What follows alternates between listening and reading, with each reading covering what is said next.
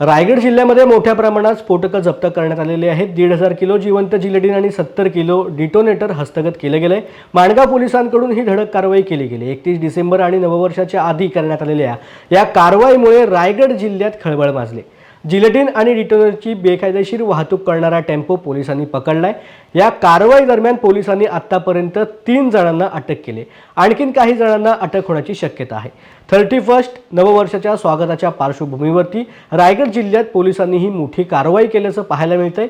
1,500 kilo जिवंत gelatin आणि 70 kilo detonator जप्त केले गेले। माणगाव पोलीस ठाण्याचे पोलीस निरीक्षक राजेंद्र पाटील यांच्या मार्गदर्शनाखाली 23 डिसेंबर रोजी 13 लाख रुपयांची ही स्फोटकं जप्त केली गेली। या जप्त केलेल्या स्फोटकांच्या बाबतीत रायगड जिल्हा पोलीस अधीक्षक सोमनाथ घारगे यांनी माणगाव पोलीस ठाण्यामध्ये पत्रकार परिषद घेऊन अधिक माहिती दिली। या पत्रकार परिषदेमध्ये आपल्या सगळ्यांचे स्वागत आहे। आज या ठिकाणी आपल्याला बोलवण्याचा उद्देश हा आहे की माणगाव पोलीस ठाण्याच्या अधिकाऱ्यांनी मोठा असा जो एक्सप्लोजिव्हचा साठा जो आहे तो जप्त केलेला आहे।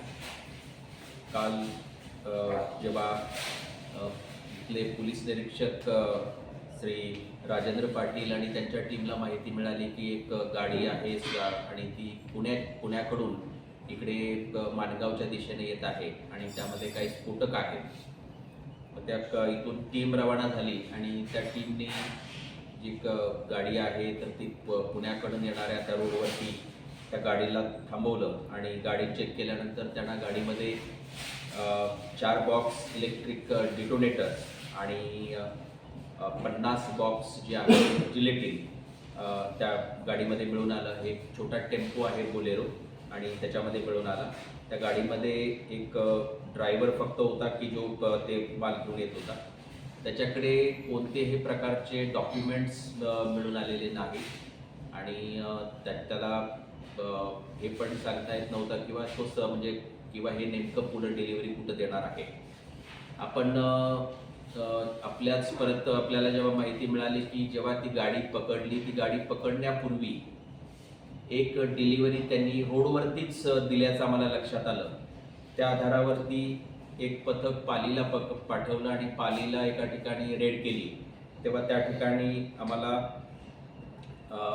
5 बॉक्स जे आहे ते जिलेटिनचे त्या ठिकाणी त्या घरामध्ये मिळून आले आणि त्या व्यक्तीला ताब्यात घेतलं। तेव्हा लक्षात आलं की याच गाडीतून ते बॉक्स जे आहे ते डिलिव्हर करण्यात आलेले होते आणि यामध्ये एक वैशिष्ट्य असं की पालीला ज्यांना ते बॉक्स देण्यात आलेले आहेत त्यांच्याकडे कोणतेही स्फोटक ठेवण्याचे किंवा पुढं त्याचे वापरण्याचे लायसन्स नाही।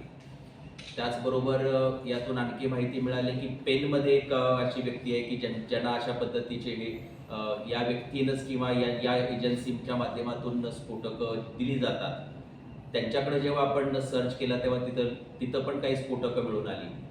असं करून आपण आतापर्यंत 3 लोकांना जे आहे ताब्यात घेतलेलं आहे। ते म्हणजे सुरुवातीला मुख्य जी गाडी आहे त्या गाडीचे ड्रायव्हर, त्यानंतर पालीतून ज्यांच्याकडे स्फोटकं मिळालेली ती व्यक्ती आणि पेनमध्ये मिळालेली व्यक्ती, अशा 3 लोकांना आपण ताब्यात घेतलेलं आहे आणि त्यांच्यावरती आपण कारवाई करतो आहे। असा एकूण साधारण 13 लाख रुपयाचा मुद्देमाल जो आहे तर तो पोलिसांनी जप्त केलेला आहे आणि पुढील कारवाई जी आहे ती आम्ही करत आहोत।